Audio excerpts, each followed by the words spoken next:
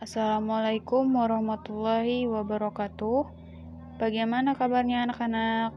Semoga kita semua selalu diberikan kesehatan serta selalu dalam perlindungan Allah Subhanahu wa taala. Amin ya rabbal alamin.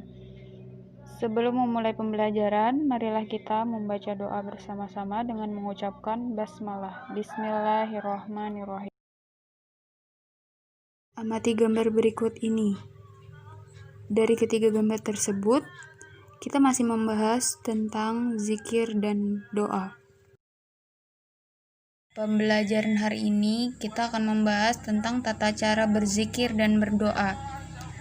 Tata cara atau adab berzikir antara lain ialah zikir hendaknya dilakukan dengan sikap tadarru atau merasa dirinya hina di hadapan Allah Subhanahu wa taala.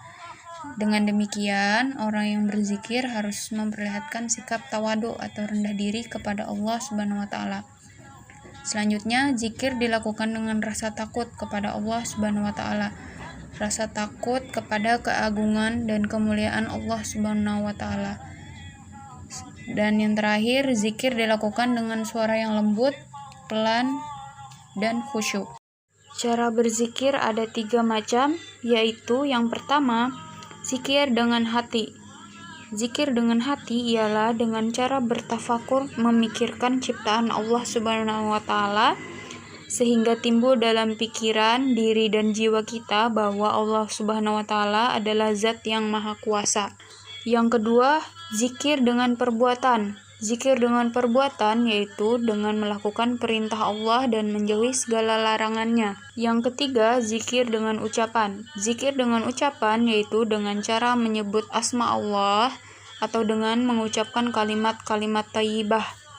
Contoh kalimat thayyibah itu berupa takbir, tahmid, tasbih, tahlil, istighfar, dan hauqalah. Adab berdoa yaitu mengangkat kedua tangan, memulai dengan istighfar, memuji Allah, dan membaca sholawat. Waktu berdoa harus memiliki sikap yang sopan, tidak mengeraskan suara, tidak terburu-buru, dan tidak berdoa untuk keburukan. Dan yang terakhir harus yakin bahwa doa yang kita panjatkan akan dikabulkan oleh Allah Subhanahu wa taala. Doa yang tidak atau belum terkabulkan. Dalam mengabulkan doa hambanya, Allah Subhanahu wa taala memiliki kebijakan yang tidak diketahui manusia. Dalam melaksanakan doa, ada beberapa sebab doa seseorang tidak atau belum dikabulkan, yaitu yang pertama, ditunda untuk waktu lain. Dalam sebuah hadis diriwayatkan sebagai berikut yang artinya, hendaklah seseorang muslim yang menengadahkan wajahnya atau memohon kepada Allah Subhanahu wa taala tentang sesuatu, kecuali Allah pasti mengabulkannya. Kadang-kadang dipercepat dan kadang-kadang diperlambat atau ditunda. Hadis riwayat Ahmad dari Abu Hurairah dan Al-Hakim. Yang kedua, ditangguhkan pengabulannya di akhirat atau dikabulkan dalam bentuk lain. Dalam sebuah hadis diriwayatkan sebagai berikut yang artinya, hendaklah seorang muslim yang berdoa kepada Allah selain doa untuk berdosa dan memutuskan hubungan persaudaraan, kecuali Allah pasti mengabulkannya dengan salah satu dari 3 kemungkinan, yaitu segera dipenuhi doa tersebut, ditangguhkan untuk atau pahala di akhirat, atau diselamatkan dari bahaya yang semisal dengannya. Hadis riwayat Ahmad.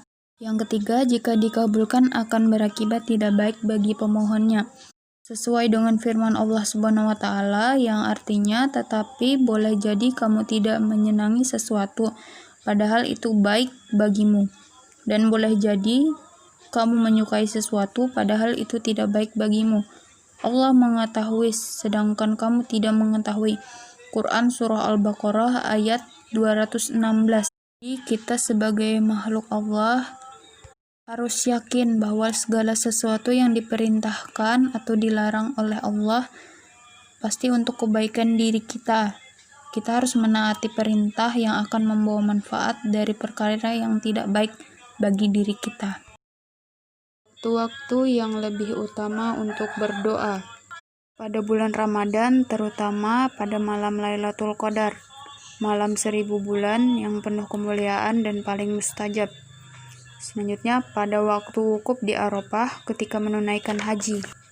Pada hari Jumat, terutama di waktu antara dua khutbah, antara zuhur dengan asar, dan antara asar dengan maghrib.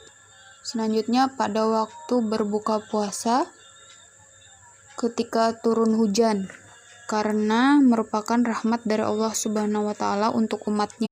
Di tengah malam atau sepertiga malam terakhir, Allah akan mendengarkan dan mengabulkan segala doa hambanya. Dalam hadis riwayat Bukhari, ketika sujud dalam sholat atau sujud di akhir, ialah waktu terdekat dengan Allah Subhanahu wa Ta'ala. Oleh sebab itu, perbanyaklah berdoa. Hadis riwayat Muslim. Yang terakhir, pada waktu minum air zam-zam. Adapun waktu-waktu yang utama lainnya yaitu antara azan dan iqamah, sesudah sholat fardu 5 waktu, di waktu makan sahur, saat-saat krisis atau genting, dan saat teraniaya.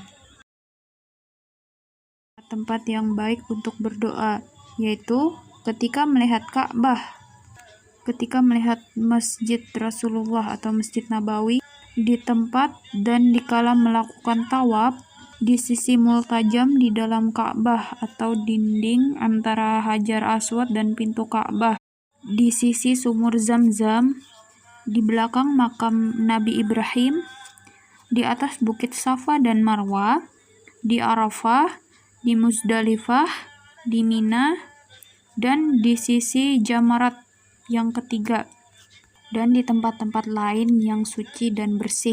Saya cukupkan untuk pertemuan kali ini. Apabila terdapat kesalahan dalam penulisan atau penyebutan, saya memohon maaf. Tetap semangat meskipun belajar di rumah, selalu jaga kesehatan dan kebersihan, jaga jarak, serta selalu menggunakan protokol kesehatan ketika berada di luar rumah. Saya ucapkan terima kasih. Assalamualaikum warahmatullahi wabarakatuh.